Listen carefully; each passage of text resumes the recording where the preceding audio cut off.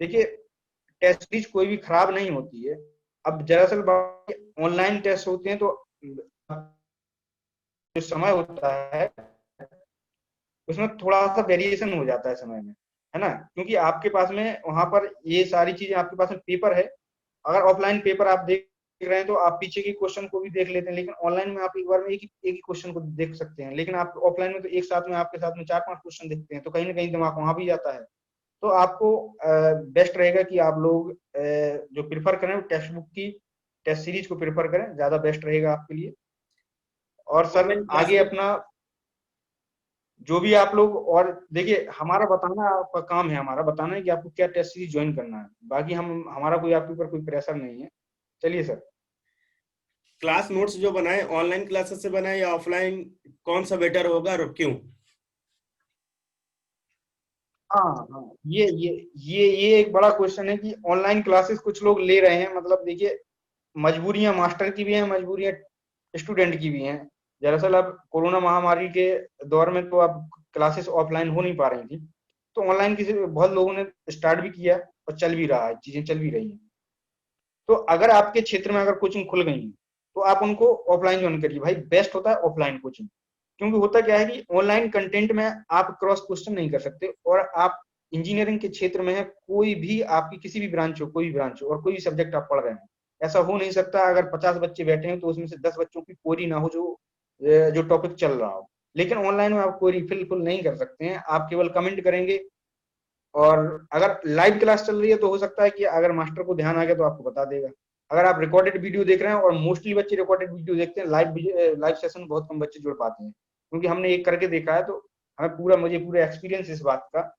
और मैं आपको एक बात और बता देता हूँ व्यूअर्स की, आप अगर क्लासेस लेते हैं जो ऑफलाइन, सॉरी जो ऑनलाइन क्लासेस, तो उसमें होता क्या है कि आपने कोर्स तो ले लिया, मान लीजिए कोर्स का समय 3 महीने या 4 महीने का है आपके पास, उन्होंने दिया है आपको।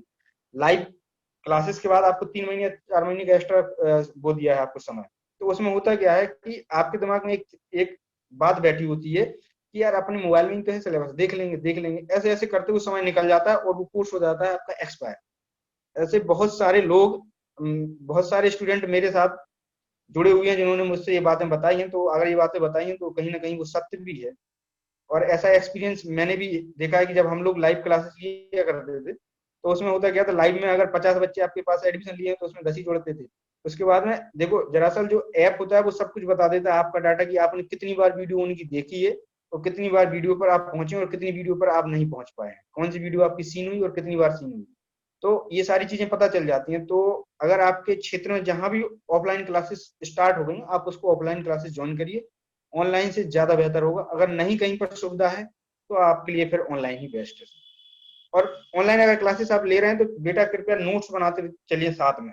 और होता क्या है कि कान में ईयरफोन लगाने से सुनने से कुछ नहीं होगा भाई, आप वीडियो को एक बार नहीं 1000 बार देख लीजिए।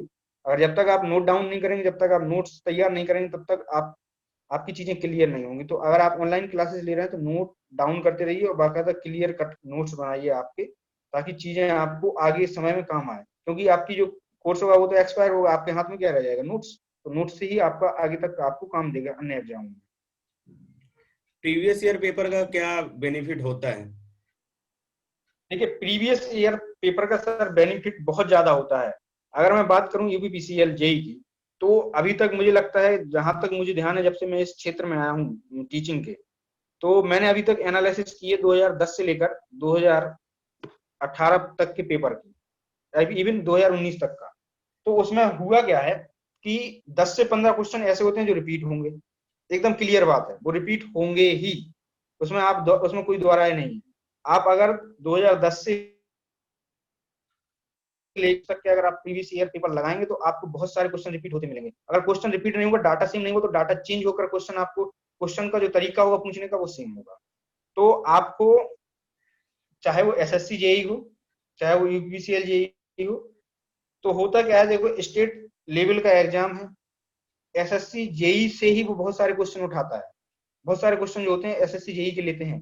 तो आपको करना क्या है कि एसएससी जेई की बहुत सारी बुक्स आती हैं, यूथ कंपटीशन की भी बुक आती है, यूपीसीएल जेई की old question paper, previous question paper का सॉल्यूशन यूथ यूथ कंपटीशन भी प्रोवाइड कराता है। तो इन सारी बुक्स को आप लेकर एक बार आप जो सब्जेक्ट आप जो पढ़ रहे हैं, जैसे मान लीजिए आप नेटवर्क पढ़ रहे हैं या फिर बेसिक इलेक्ट्रिकल पढ़ रहे हैं, एक ही सब्जेक्ट है नेटवर्क और बेसिक इलेक्ट्रिकल, इसमें कोई कंफ्यूजन वाली बात नहीं होनी चाहिए। दरअसल बीटेक में जाकर उसको नेटवर्क बोल देते हैं, डिप्लोमा में उसको बेसिक इलेक्ट्रिकल बोला जाता है। तो आप अगर बेसिक इलेक्ट्रिकल पढ़ रहे हैं बेटा, तो आपको करना क्या है कि जो भी आप पढ़ रहे हैं, जैसे थ्योरम्स पढ़ रहे हैं, तो थ्योरम्स के आपको टिक लगा लेने प्रीवियस ईयर के क्वेश्चंस में कितनी थ्योरम्स मुझसे पूछी गई है। मान लीजिए आप नॉर्टन पढ़ रहे हैं, तो नॉर्टन के सारे नंबर ऑफ क्वेश्चन पूरे 2010 से लेके अगर आप छांटेंगे 2019 तक, तो पाएंगे आप 10 से 20 सवाल। इतने ही आप यूपीपीसीएल जेई में पुराने सवाल पाएंगे। तो उन 20 सवालों को आपको क्या करना है, आपको बढ़िया तरीके से उनकी प्रैक्टिस करना है। ऐसी हर एक टॉपिक के साथ में आपको करते चलना है। और मैं इस बात की गारंटी लेता हूं कि आप अगर ऐसा कर लेते हैं, तो आप सिलेक्शन के बहुत नजदीक पहुंच जाएंगे। प्रीवियस ईयर पेपर का वेटेज बहुत ज्यादा होता है बेटा, ये कोई बताता नहीं है, लेकिन मैं आपको बता रहा हूँ कि प्रीवियस ईयर का वेटेज बहुत ज्यादा होता है। आपको एक एक क्वेश्चन पढ़ के जाना है, मतलब प्रीवियस ईयर को तो छोड़ना नहीं है। आपके पास समय कम है, इस समय का यूटिलाइज करिए, 24 घंटे हैं। आप किसी भी तरीके से ऐसा टाइम टेबल अपना डिजाइन करिए कि आप सारी चीजें कवर अप कर ले जाए। क्योंकि अब आप जो देखो, ज्यादा फोकस उन बच्चों के लिए है जो फ्रेशर है, उनके ऊपर हमारा कोई फोकस नहीं है अभी, क्योंकि फ्रेशर है उनको अभी उतना समय लगेगा। लेकिन जो तैयारी कर चुके हैं, 2014 के पास आउट है, 15, 16, 17, 18 जो लोग इन डेटों के पास आउट है इस ईयर के, तो उन लोगों को इस एफर्ट को पूरा लगा देना चाहिए। आपको एक ऐसा टाइम टेबल डिजाइन करना चाहिए कि आप उस सब्जेक्ट को पढ़ते रहें, उसकी प्रैक्टिस होती रहे, और उसी सब्जेक्ट के आप प्रीवियस ईयर क्वेश्चन लगाते रहें। बात रही टेस्ट सीरीज की, टेस्ट सीरीज हमको कब लगाना बेटा, आपकी डेट जो है फरवरी फर्स्ट वीक में है, तो आपको टेस्ट सीरीज स्टार्ट कर देनी चाहिए 15 जनवरी से। तो 15 से 20 टेस्ट इतनी वो प्रोवाइड कराते हैं, आप पर डे एक टेस्ट देंगे। आपके ऊपर है, आप एक दिन में 2 भी दे सकते हैं, 3 भी दे सकते हैं, उसमें कोई बाउंडेशन नहीं होता टेस्ट सीरीज में। टेस्ट सीरीज तो लेकिन अभी आप ज्वाइन पर कर डे लेनी एक चाहिए टेस्ट ना। सीरीज देंगे। सेक्शनल जो सब्जेक्ट वाइज टेस्ट सीरीज है वो अभी ज्वाइन कर लें। बाकी फुल लेंथ हाँ टेस्ट 15 जनवरी से देना हाँ स्टार्ट करते हैं। अभी जो टॉपिक जैसे बेसिक हाँ, इलेक्ट्रिकल फुल लेंथ। इंजीनियरिंग या मशीन हाँ पढ़ रहे हैं, तो उसका टेस्ट अभी देना स्टार्ट कर दें चैप्टर वाइज। क्योंकि टेक्स्ट बुक में चैप्टर वाइज हाँ सेक्शनल हाँ वाइज मिलता है, उसके बाद टेक्निकल नॉन टेक का अलग मिलता है, फिर फुल लेंथ टेस्ट सीरीज मिल जाती है। तो ये चीजें ज्वाइन कर लें। कुछ जी जी, एसेंशियल बिल्कुल टिप्स सही। जो अक्सर लड़के गलतियां करते हैं, मतलब जो आपका पुराना एक्सपीरियंस है, आपने पढ़ाया स्टूडेंट को, कि जो सेलेक्ट हुए हैं लड़के, जो नहीं सेलेक्ट हुए हैं, उन्हें 19-20 का अंतर होता है। तो वो अंतर क्या है मेन, वो बता दीजिए आप सर। देखिए अंतर क्या होता है, जैसे बहुत सारे स्टूडेंट हमारे भी हैं जो एक एक दो दो नंबर से बाहर हो जाते हैं, और कुछ स्टूडेंट ऐसे हैं जो बाउंड्री लाइन पर टच होकर भी वो अंदर चले जाते हैं। देखिए एक तो बड़ा बेसिक पॉइंट ये है सर कि अभी इस समय जो नॉर्मलाइजेशन चल रहा है, ये बड़ा भारी कदम है सरकार का और जो आयोग है उसका। कभी कभार क्या होता है, जो पेपर टफ हो जाता है उसका नॉर्मलाइजेशन नंबर ज्यादा होता है, जो सरल होता है उनको कुछ नहीं मिलता है। पिछली साल के 2019 के पेपर में यही हुआ है कि 30-30 नंबर का नॉर्मलाइजेशन हुआ है लड़कों का, और उनका सिलेक्शन हुआ है कम नंबर पर। तो आपको, आपकी हम यहाँ बात करने वाले हैं कि गलती आपसे क्या हो जाती है जो एक दो नंबर से आप बाहर हो जाते हैं। देखिए होता क्या है कि टेक्निकल ग्राउंड बैकग्राउंड के जो स्टूडेंट होते हैं, बेसिकली उनका नॉन टेक बैकग्राउंड बहुत खराब होता है, ऐसा हमारा मानना है और ऐसा मेरा एक्सपीरियंस भी है। तो जो 50 नंबर का जो नॉन टेक आता है सर, उसमें ये लोग करते क्या है कि भाई हिंदी है हो जाएगा, 10 नंबर का है, जीएस है हो जाएगा यार, हम लोग पढ़ रहे हैं कोई दिक्कत नहीं है, अगर छूटेंगे हम जीएस के 20 क्वेश्चन आते हैं हम 10 तो कर ही लेंगे, इतना ओवर कॉन्फिडेंस में ये लोग रहते हैं। अब कहते हैं रीजनिंग 20 नंबर की है, कर ही लेंगे यार, रीजनिंग है थोड़ी बहुत छोटी मोटी आती है, कर लेंगे। लेकिन बेटा ऐसा नहीं है ना, वो 50 नंबर ही सिलेक्ट कराते हैं।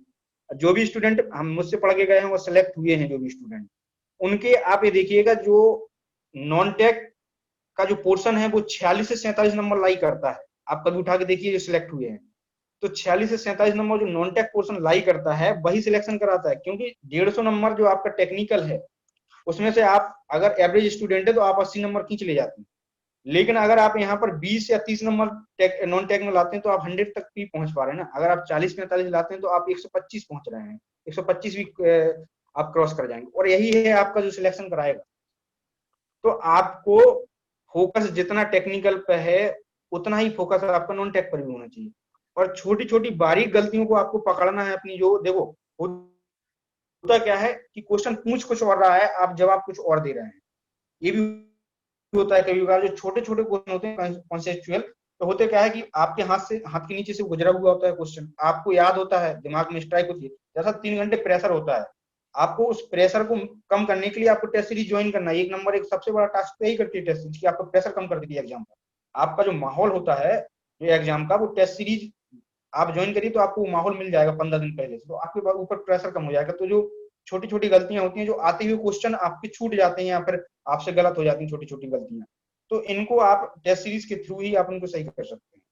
तो ये 2-3 बेसिक पॉइंट है, इनको आपको याद रखना होगा कि नॉन टेक पे उतना फोकस करना है और छोटी छोटी गलतियों को हमको नजरअंदाज नहीं है, क्वेश्चन को ध्यान से पढ़ना है, फिर उसके ऑप्शन पर जाना है। ये नहीं कि तेजी से आए और स्किप कर गए और आप टिक मारे आगे निकल गए, नेक्स्ट कर दिया, तो ये नहीं होना चाहिए। आपको क्वेश्चन पर समय 3 घंटे मेरे ख्याल से पर्याप्त होता है, समय बच जाता है, लड़के बताते हैं। तो आपको ध्यान रखना है इस बात का कि क्वेश्चन को पढ़ना है और उसके ऑब्जेक्टिव पढ़ना है चारों, और ध्यान से आपको उसके आंसर करना है। जी सर। ठीक है सर, आज का सेशन समाप्त करते हैं। अगर किसी स्टूडेंट को कोई क्वेश्चन है तो कमेंट कर दे या मुझे व्हाट्सएप कर सकता है, मैं आलोक सर को डायरेक्ट भेज दूंगा। और नेक्स्ट सेशन जल्दी है, जितना अच्छा कमेंट आपके रहेंगे या कमेंट में क्वेश्चन आपके रहते हैं उतनी जल्दी नया सेशन आ जाएगा आलोक सर के साथ, क्योंकि आपके पास टाइम कम है। सर ने जैसे बताया 55 दिन का टाइम बचा हुआ है, तो आप जो आपके भी डाउट्स हो या जिस भी सब्जेक्ट में, सर इस सब्जेक्ट की तैयारी पार्टिकुलर इस सब्जेक्ट हमारा रेडी नहीं हो पाता, या सब्जेक्ट हम पढ़ते हैं भूल जाते हैं, तो उस सब्जेक्ट के लिए भी आप कमेंट कर सकते हैं। बाकी थैंक यू सर बच्चों को गाइड करने के लिए। हो सकता है अगर बच्चों के कमेंट ज्यादा रहे तो जल्दी हम आपको फिर से इन्वाइट करेंगे हमारे चैनल पे। जी सर, आपका भी बहुत बहुत धन्यवाद, आपने हमें बुलाया। आपके चैनल के व्यूअर्स का भी धन्यवाद और आपका भी एक बार धन्यवाद। और जिन बच्चों को जिस सब्जेक्ट में दिक्कत है आप कमेंट कर दीजिए, गुप्ता सर के मुझ तक वो बात पहुंचा देंगे आपकी, और हम लोग नेक्स्ट सेशन लेकर आएंगे तो मैं आपको बताऊंगा तरीका कि सब्जेक्ट किस तरीके से आपको हैंडल करना है, किस तरीके से सब्जेक्ट को आपको पढ़ना है, कम समय में आपको ज्यादा चीजें कैसे गेन करनी है। और सारी चीजें आप कमेंट बॉक्स में, आप कोई भी प्रॉब्लम होती है सब्जेक्ट से रिलेटेड की हम भूल जाते हैं, हमको याद नहीं रहता, और कितने पार्टीशन में मुझको किस सब्जेक्ट को पढ़ना है, मैं आपको वो भी बता दूंगा कि कितने पार्ट में आपको सब्जेक्ट को तोड़ना है ताकि आप जल्दी जल्दी चीजों को खत्म कर सके। तो आपका बहुत बहुत शुक्रिया सर। Thank you sir.